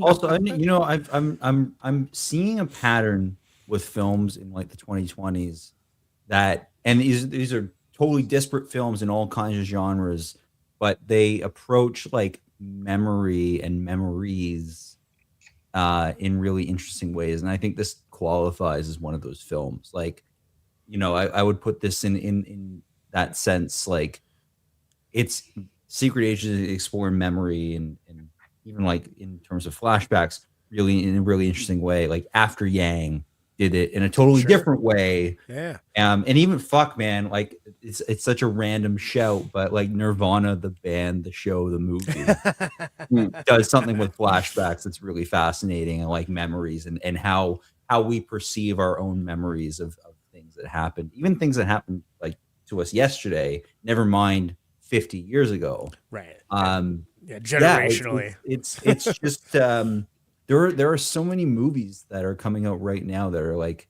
exploring memories and how we remember them, how we relate to them, how they affect us. Which is, you know, it's one of many layers to this film, but I think it's just really beautiful and really fascinating too. Absolutely. Something else that's fascinating, of course, is Letterboxd, where people get to talk out to each other, film lovers, about the films that they love, maybe the films that they didn't love, maybe the films they were just Wagner Moura thirst posting about. Who knows? Hey.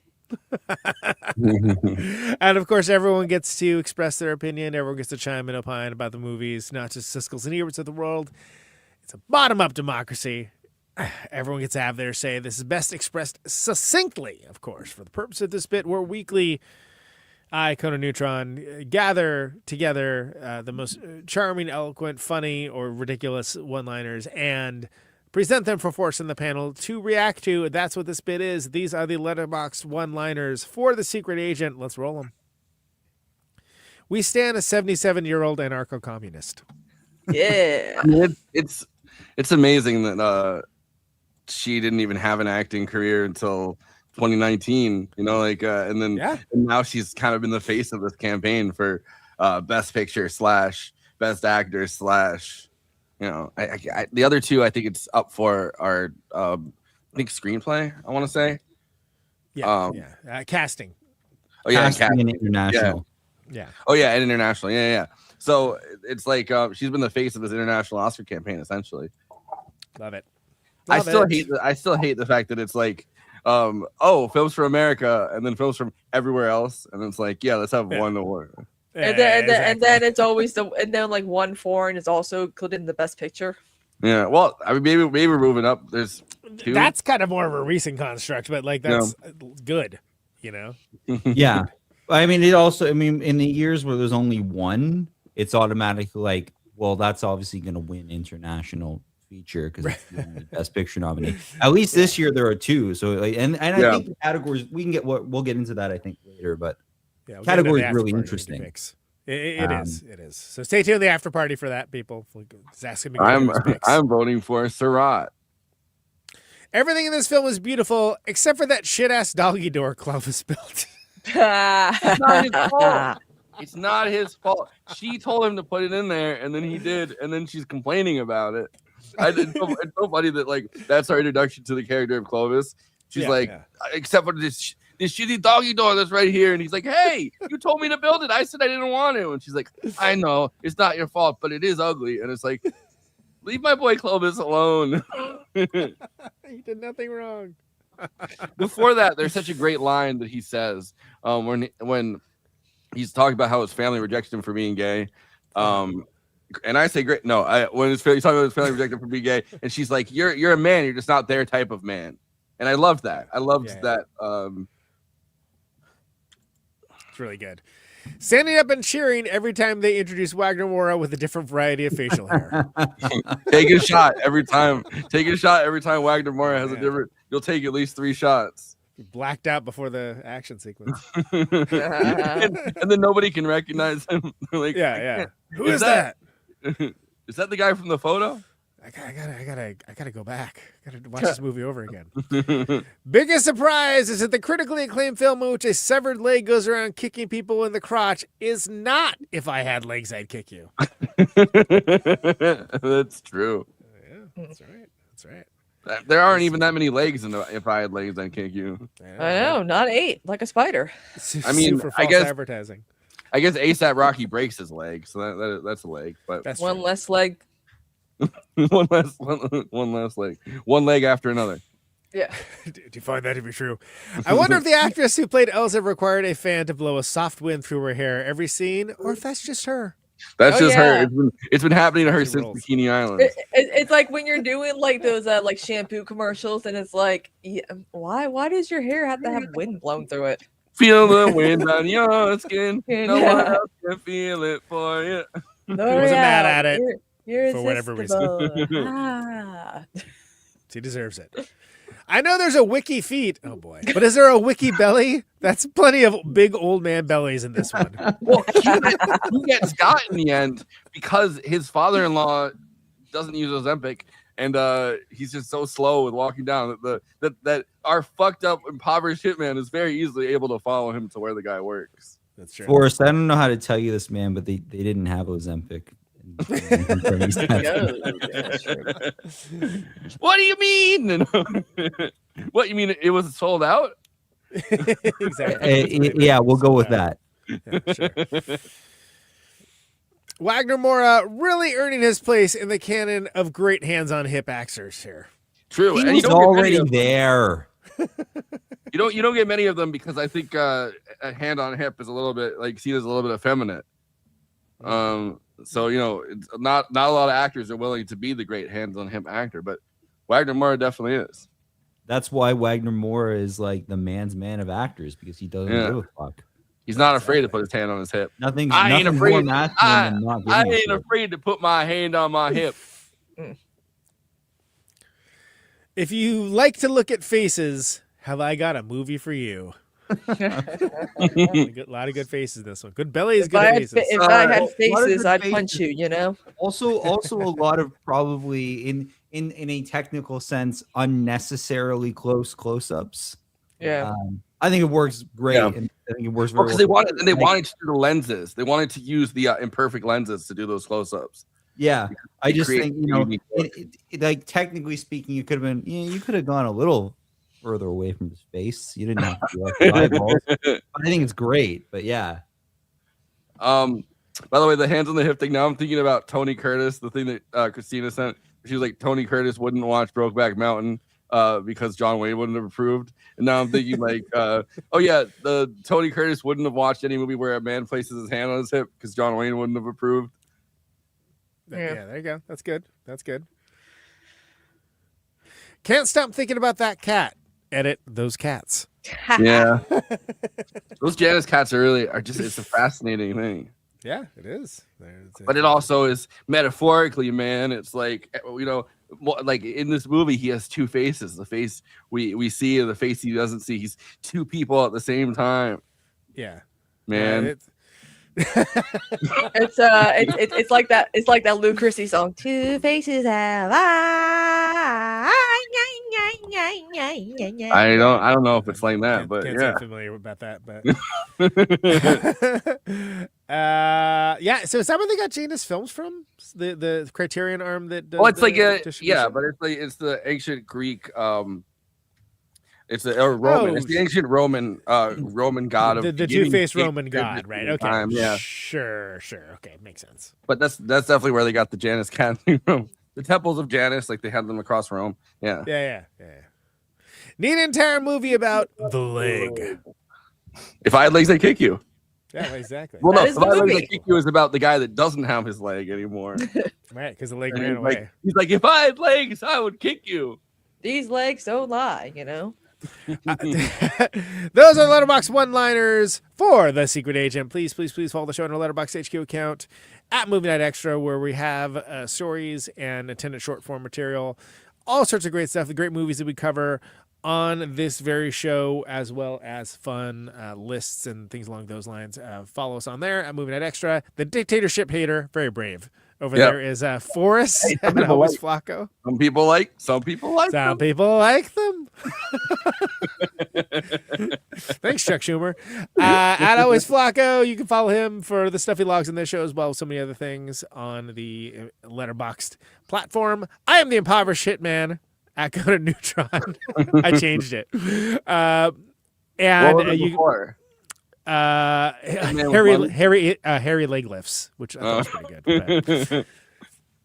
You can follow me for the Highbrow, the Midbrow, the Populous Fair, all that good stuff. Criterion Challenge, pretty well underway. Not going to be making much headway in the next month or so. I watched The Fall recently, the movie. The Tarsim movie. Fall. So good, really good. Highly recommended. So if you're into, and just crazy.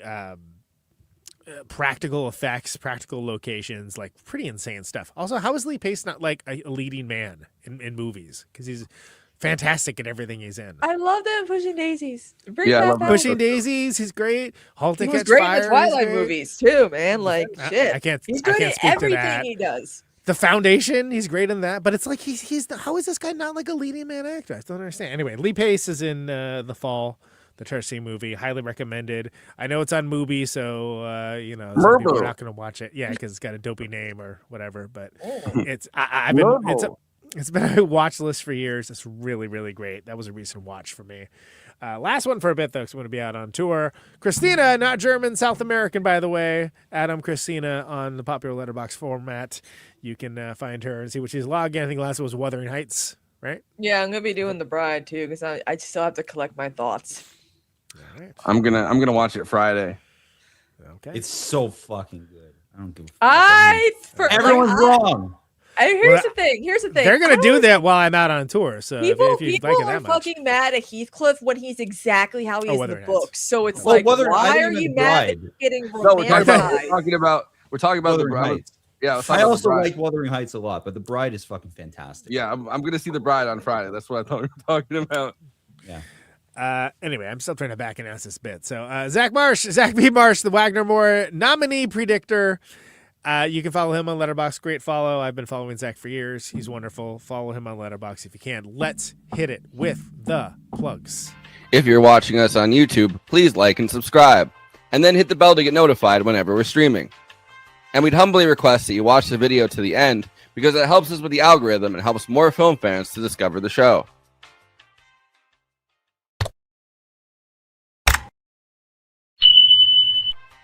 We're also monetized. If you want to get your chat questions definitely read on stream, you can always send us a super chat, which will help us keep the show going. Every cent helps. If you're watching on Twitch, you can gift us a free sub on Amazon Prime with your Prime membership, but getting subs on Twitch is always appreciated, and it helps to follow us on there as well. We also have an audio feed, which is available wherever you download podcasts, if you prefer to listen to podcasts rather than watch the stream. That's updated usually the same day we stream, but watching on YouTube and Twitch is the best way to get the show first, live as it happens. If you want to support us with a monthly donation and get access to all of our after parties forever, which go patron only after we do them, you can become a patron at patreon.com/movie night extra. Link is in the description for that. It really helps us keep the show going since we do have some expenses to make this happen. We also have a Discord community. Link is in the description for that. We sometimes watch movies we cover on there. We get into conversations about everything from film to TV shows to related podcasts. We even have a Discord channel for memes. It's really fun on there. You can find us on all the social media platforms: Facebook, Instagram, Blue Sky, Twitter, and Threads. You connect with us on all of those. Talk to us. We'd love to hear from you.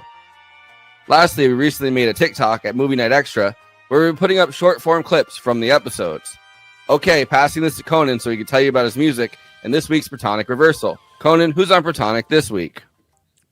Yeah, it's Dwayne Dennison of the Jesus Lizard Baby and Tomahawk. Of course, impending Tomahawk tour. People that don't know, for some reason, that's Mike Patton of Faith No More and Mr. Bungle's band with Dwayne Dennison of Jesus Lizard and John Senior of Helmet and Battles on drums. And so they've been long hiatus from that band being a band. They're going to be out on tour this summer. Great episode. He's been on before, but this is a really interesting episode, a little different than the other ones. Very, very loose in a good way. That is in the general feed now. Falco from McCluskey back on in the Patreon feed, patreon.com/ProtonicReversal, $1 a month for advance access. They're on tour coming up soon, so that'll be dropping to the general feed on Monday. But please do sign up for the Patreon. $1 a month is advance access, and that is much appreciated. No Protonics while I'm gone, but we'll be back at it in April with some really cool stuff. While I'm gone, well, that's because I'm going to be out on tour with Red Cross, playing a bunch of shows in the in the South, Southeast, and LA, San Diego area. We also have 3 warm-up shows with Mike Watt and the Missing Men that are happening in downtown LA, San Pedro, and Yucca Valley that are not on this flyer. But we're going to be on the Little Stevens Underground Garage cruise as well. So we're going to be on a cruise to Mexico with like the Sonics and Social Distortion, and it's crazy. It's an insane thing. So looking forward to doing all that. Go to neutronfriends.com or redcross.com to check it all out. By the way, if you haven't watched the Red Cross documentary, I even learned some stuff about them. Like the fact that Steve McDonald used to date Sofia Coppola. Like, I'm sorry, how did I not know that? That feels like a thing that I should know, but I don't know. And you've mentioned it for 3 weeks straight. All right, well, calm down.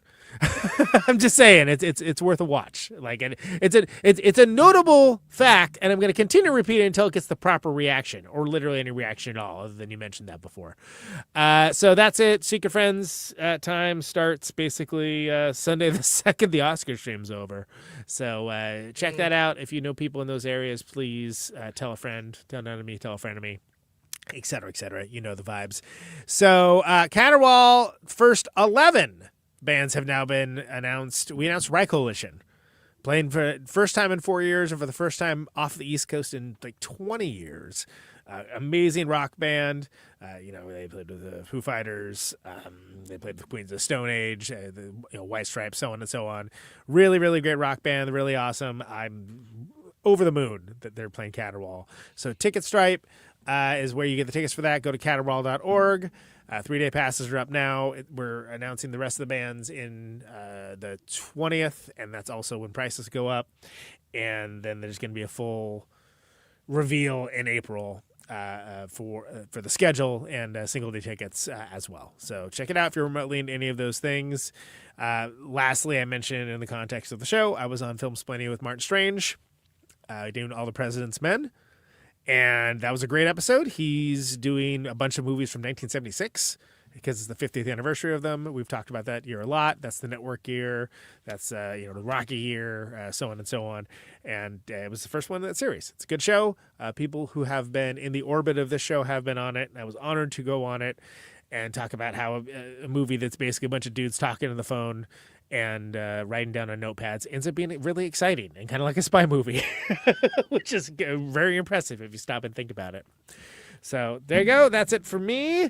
Kristina, what do you got? Not much. I had my show today. Talked about Variety's picks and what they think about the Oscars. Is almost aligned with our predictions, which is kind of crazy. I'm like, damn, they really begrudgingly. They are begrudgingly agreeing that Sinners could actually sweep, and I can tell they are mad to admit that, but awesome, cool. It'll be good for Sinners to win on the eve of St. Patrick's Day, am I right? Also, next week I'm probably gonna be doing. You tell this to me on the eve of St. Patrick's Day? Yeah. Why does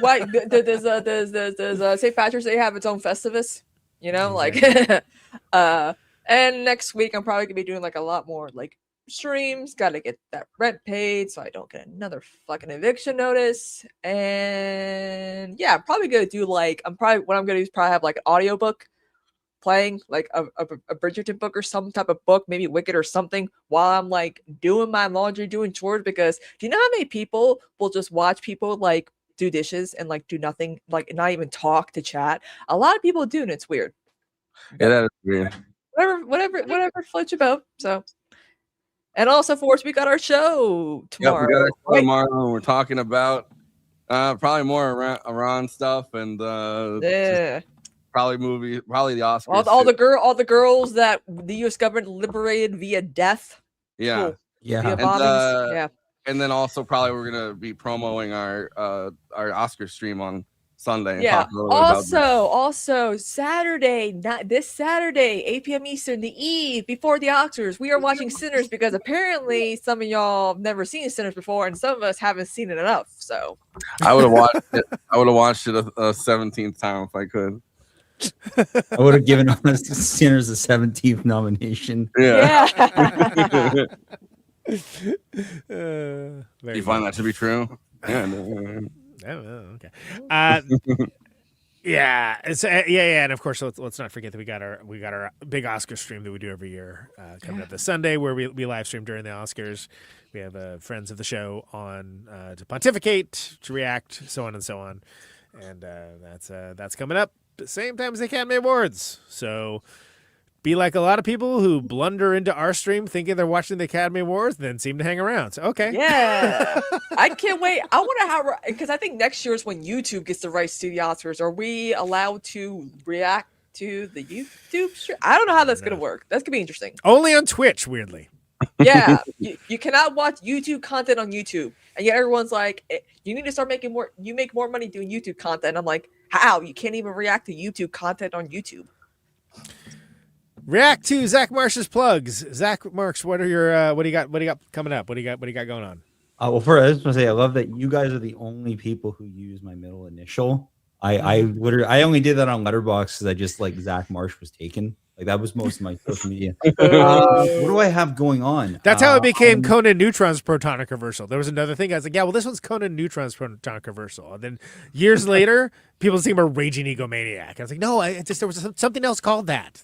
Yeah, and it's gone now. All right. I'm making actually very rapid progress on my script for While We're on the Way to There, which is will be my feature film debut.